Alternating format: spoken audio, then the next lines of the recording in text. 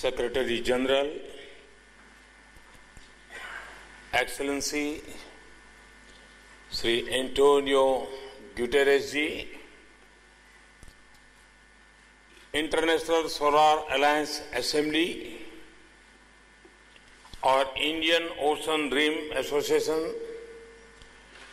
इन देशों से पधारे हुए सभी मंत्रीगण, कैबिनेट के मेरे तमाम सहयोगी, उद्योग जगत के साथी, सम्मानीय अतिथिगण, विशेष रूप से नौजवान विद्यार्थी मित्र, देवी और सज्जनों, आज सुबह स्वच्छता से जुड़े एक महत्वपूर्ण कार्यक्रम में एक्सेलेंसी एंटोनियो गुटेरेस के साथ मुझे हिस्सा लेने का अवसर मिला। आज से ही महात्मा गांधी की 150वीं जन्म जयंती के आयोजन भी देश और दुनिया में प्रारंभ हो रहे हैं। ग्रीन फ्यूचर के लिए हो रहे इस मंथन की शुरुआत के लिए आज के दिवस से उचित अवसर कोई और नहीं हो सकता है। इंटरनेशनल सोलर अलायंस ISA, और मैं चाहूंगा कि पॉपुलरली वो आयसा शब्द हो जाएगा, यानी आयसा असेंबली हो,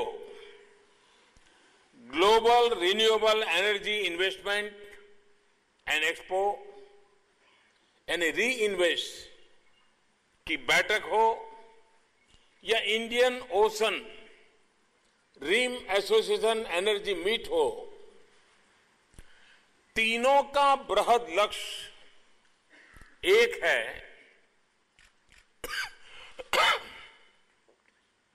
ग्रीन फ्यूचर के लिए क्लीन एनर्जी का विकल्प तैयार करना। साथियों, पिछले 150-200 वर्षों में मानव जाति अपनी ऊर्जा जरूरतों के लिए धरती के नीचे दबे संसाधनों पर ही ज्यादा निर्भर रही है। हमारी प्रकृति ने कैसे इसका विरोध किया है और आज भी कर रही है, ये हम सब देख रहे हैं। प्रकृति हमें लगातार संदेश दे रही है कि जमीन के ऊपर मौजूद ऊर्जा, चाहे सूर्य में हो, वायु में हो या पानी में, यही बेहतर और सुरक्षित भविष्य का समाधान है। मुझे खुशी है कि आज हम सभी प्रकृति से मिल रहे इस संदेश पर मंथन के लिए एकजुट हुए हैं। साथियों, मुझे याद है 3 वर्ष पहले री इन्वेस्ट की पहली मीटिंग में मैंने रिन्यूएबल एनर्जी के क्षेत्र में मेगावाट से गीगावाट की तरफ भारत की यात्रा का संकल्प हमारे देशवासियों के सामने रखा था। तब मैंने स्पष्ट किया था कि सोलर और विंड एनर्जी का लाभ तभी मिल पाएगा अगर ये सस्ती होगी और सुलभ होगी। और इसके लिए मैंने सोलर रिसोर्स रिच कंट्रीज का एक कॉमन प्लेटफॉर्म बनाने का भी प्रस्ताव सामने रखा था। मुझे प्रसन्नता है कि हमें बहुत ही कम समय में इन योजनाओं को आगे बढ़ाने में अभूतपूर्व सफलता मिली है। साथियों, आज इंटरनेशनल सोलर अलायंस दुनिया के लिए उम्मीद की एक बड़ी किरण बनकर सामने आया है। 3 वर्षों के भीतर ये संगठन एक treaty based inter governmental organisation बन चुका है। 125 करोड़ भारतीयों को इस बात की भी खुशी है कि आईसा का हेडक्वार्टर भारत में ही है। ये आईसा के प्रति अपनत्व को और बढ़ाता है। मुझे लगता है जब भी भविष्य में 21वीं सदी में स्थापित मानव कल्याण के बड़े संगठनों की चर्चा होगी तो आईसा का नाम उसमें सबसे ऊपर होगा।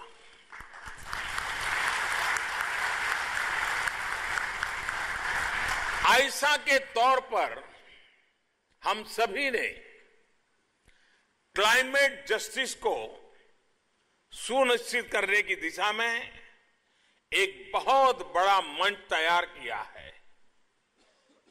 आने वाली पीढ़ियों को मानवता से जुड़ा बहुत बड़ा उपहार हम सबने मिलकर के दिया है। साथियों, मेरा हमेशा से ये मानना रहा है कि दुनिया की ऊर्जा आवश्यकताओं की पूर्ति के लिए जो भूमिका आज ओपेक निभा रहा है, वही भूमिका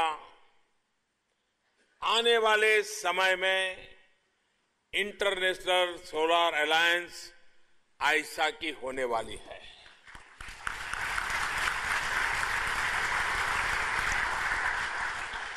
जो लोग आज तेल के कुओं का है, वही रोल भविष्य में सूर्य की किरणों का होने वाला है। आज आईसा का ये इनिशिएटिव जहां पहुंचा है, इसमें सक्रिय सहयोग के लिए मैं यूनाइटेड नेशंस का विशेष तौर पर आभार व्यक्त करता हूं।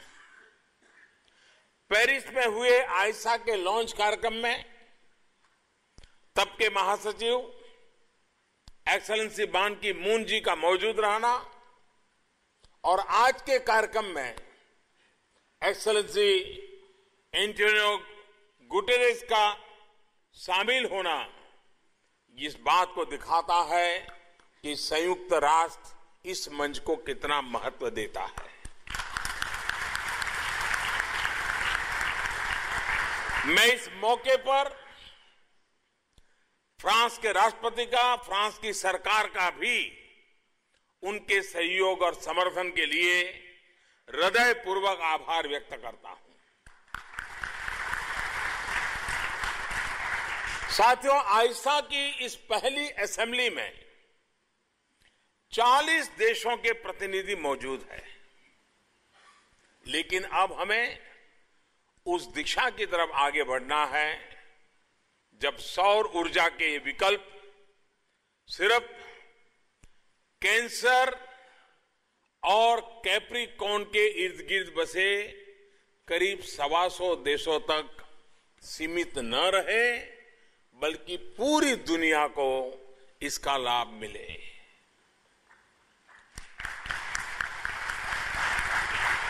यूनिवर्सल कोऑपरेशन और सोलर एनर्जी की भावना के तहत भारत आईसा की असेंबली में यूएन के सभी सदस्य देशों को मेंबरशिप का प्रस्ताव रखने वाला है। साथियों, Bharat Indian ocean RIMS association का अहम सदस्य होने के नाते इस संगठन को बहुत महत्व देता है। हमारी ऊर्जा संबंधी चुनौतियां एक जैसी है, इसलिए अपनी एनर्जी सिक्योरिटी को देखते हुए रिन्यूएबल एनर्जी पर हमें मिलकर बल देना है। मैं पहले भी सागर यानी security and growth for all in the region की भावना को सामने रख चुका हूं। मुझे विश्वास है कि इस बैठक से सहयोग के नए द्वार खुलेंगे। साथियों, रिन्यूएबल एनर्जी के बढ़ते उपयोग का भारत में असर दिखने लगा है। पेरिस जलवायु समझौते के लक्ष्यों को पूरा करने के लिए रिन्यूएबल एनर्जी की डिप्लॉयमेंट के एक्शन प्लान पर काम हम शुरू कर चुके हैं। हमने तय किया है कि साल 2030 तक हमारी 40% बिजली की क्षमता नॉन फॉसिल फ्यूल बेस्ड संसाधन से पैदा हो।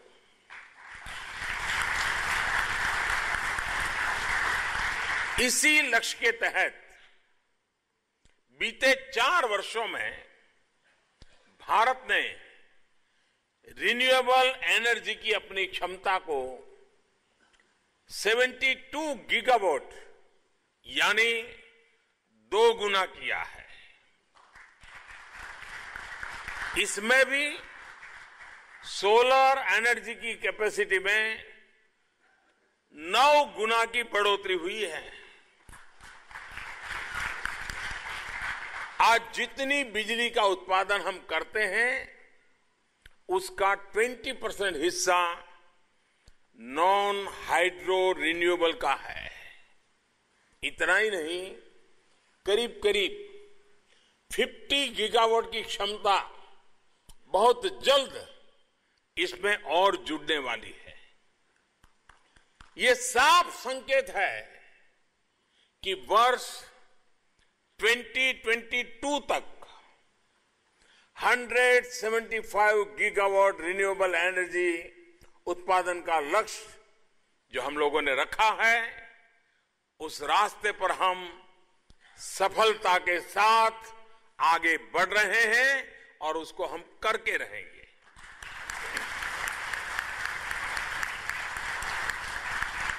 साथियों, आज भारत पॉवर्टी टू पावर के नए आत्मविश्वास के साथ विकास की गति को तेज कर रहा है। इस नए आत्मविश्वास को शक्ति देने के लिए भी हमने उसको चुना है जो हजारों वर्षों से हमारी शक्ति का स्रोत रहा है, ऊर्जा का भंडार रहा है। ये भंडार है सूर्य का, जिसको हम भारत के लोग सूर्य देव के रूप में भी पूजा करते रहते हैं। साथियों, सूर्य हमारे लिए प्रकाश के देवता है, ऊर्जा के देवता है। हमारे यहां मान्यता है कि सूर्य संपूर्ण सृष्टि के गतिदाता है। ओम सूर्याय नमः के मंत्र से और सूर्य की पहली किरण को अर्घ्य देने से दिन की शुरुआत की हमारे यहां समाज जीवन में सहज परंपरा है। वेद से लेकर के योग तक सूर्य हमारे चिंतन, हमारी उपासना, हमारी आंतरिक ऊर्जा का स्रोत रहा है। अब इस आंतरिक ऊर्जा को आधुनिक विज्ञान की शक्ति के साथ हम बाहरी ऊर्जा के समाधान में बदलने के लिए कटिबद्ध हैं, प्रतिबद्ध हैं। साथियों, सोलर पावर के क्षेत्र में भारत बहुत तेज गति से काम कर रहा है। बीते 4 वर्षों के दौरान सोलर पावर बहुत सस्ती हुई है, जिसने अनेक गरीबों को बिजली से जोड़ने का हमारा लक्ष्य तेजी से संभव हो पाया है। घर घर रोशनी पहुंचाने के हमारे लक्ष्य में पैनल टू पावर और मेक इन इंडिया बहुत महत्वपूर्ण पड़ाव है। मुझे खुशी है कि पिछले 4 वर्षों में रिन्यूएबल एनर्जी के क्षेत्र में भारत दुनिया का सबसे पसंदीदा डेस्टिनेशन बनकर आज उभरा है। करीब 42 अरब डॉलर का निवेश इस दौरान हुआ है। साथियों, सौर ऊर्जा के क्षेत्र में आ रहे ये बदलाव सिर्फ विदेशी निवेश ही नहीं, बल्कि हमारे अपने उद्यमियों के लिए भी एक अभूतपूर्व अवसर है। हमारी कोशिश है कि देश में ही सोलर पैनल मैन्युफैक्चरिंग का एक मजबूत इकोसिस्टम बने। रिन्यूएबल एनर्जी के सेक्टर में निवेश का ये सबसे उपयुक्त समय है। आने वाले 4 वर्षों में इस सेक्टर में करीब 70 से 80 अरब डॉलर के बिजनेस की संभावनाएं मैं देख रहा हूं। साथियों, पावर जनरेशन के साथ साथ पावर स्टोरेज भी बहुत महत्वपूर्ण है और इसके लिए जरूरी इंफ्रास्ट्रक्चर तैयार करने के लिए नेशनल एनर्जी स्टोरेज मिशन पर काम किया जा रहा है। इस मिशन के तहत सरकार demand creation, indigenous manufacturing, innovation और एनर्जी स्टोरेज की क्षमता बढ़ाने के लिए जरूरी पॉलिसी सपोर्ट पर बल दे रही है। कुसुम यानी किसान ऊर्जा सुरक्षा एवं उत्थान महाअभियान के माध्यम से गांव में, खेत में ही सोलर पैनल लगाने और उन्हें ग्रिड से जोड़ने की व्यवस्था की जा रही है। आने वाले 4 वर्षों में देश भर में करीब 28 लाख सोलर पंप लगाए जाने हैं। इससे करीब 10 गीगावाट की क्षमता विकसित करने का लक्ष्य रखा गया है। साथियों, सोलर और विंड पावर के साथ साथ हम B3 यानी बायोमास, बायोफ्यूल, बायो एनर्जी पर भी तेजी से काम कर रहे हैं।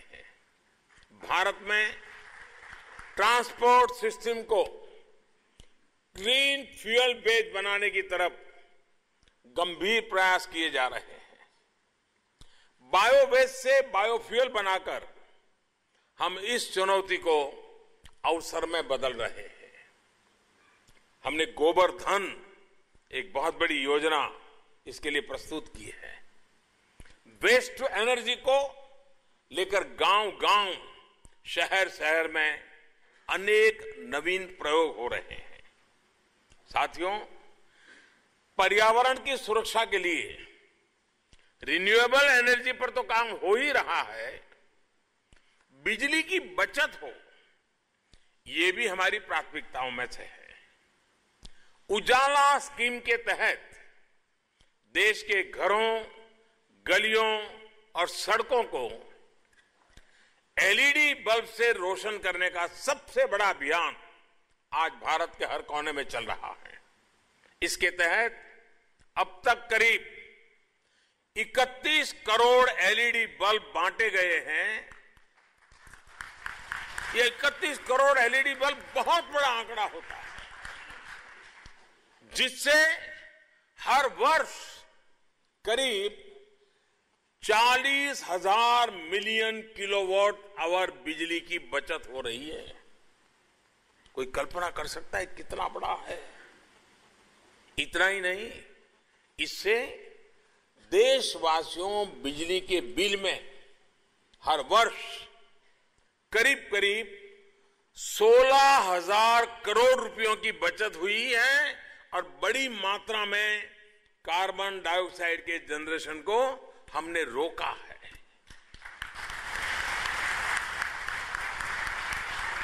और फिर मैं कहना चाहूंगा, ये तो अभी शुरुआत ही है।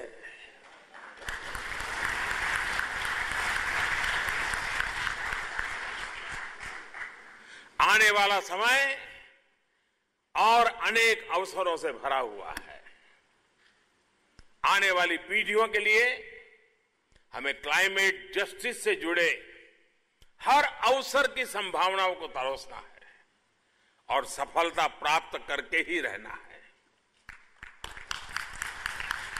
मुझे विश्वास है कि आने वाले 3 दिनों में इन अवसरों पर विस्तार से आप सभी महानुभाव चर्चा करेंगे और रिन्यूएबल फ्यूचर को और प्रसादित करने में योगदान देंगे। मैं आपको विश्वास दिलाता हूं कि आपका हर सुझाव, हर इनोवेटिव आइडिया हमारे लिए बहुत महत्वपूर्ण होगा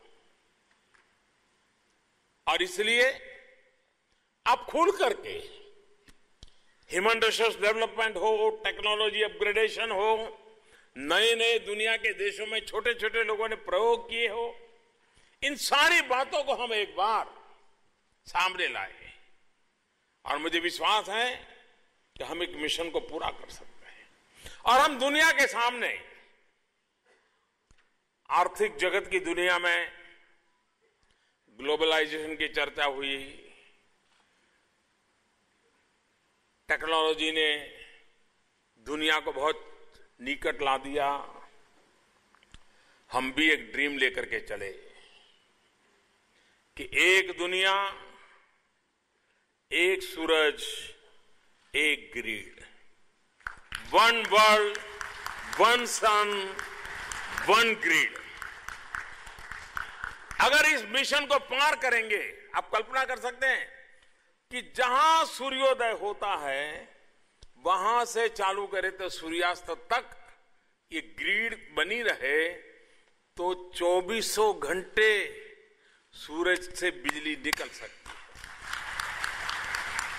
आज तो हमारे देश में जितने घंटे सूरज है उसी की हम सोचते हैं, लेकिन वर्ल्ड वन, वन सन, वन ग्रिड, इस सपने को लेकर के हम चलेंगे तो कभी भी कहीं पर भी जब तक सूरज ढलता नहीं है बिजली पाना असंभव नहीं होगा। और सूरज कहीं न कहीं तो होता ही है, कभी ढलता नहीं है, तो फिर बिजली का प्रवाह क्यों बंद होगा?